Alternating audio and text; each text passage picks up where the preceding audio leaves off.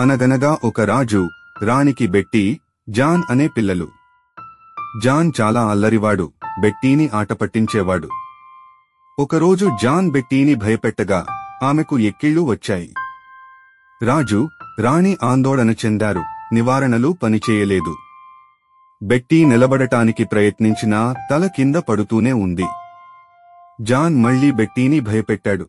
ఆమె కోపంగా అడిగింది. ఆమె ఎక్కిళ్లు తగ్గిపోయాయని అప్పుడే బెట్టీకి అర్థమైంది.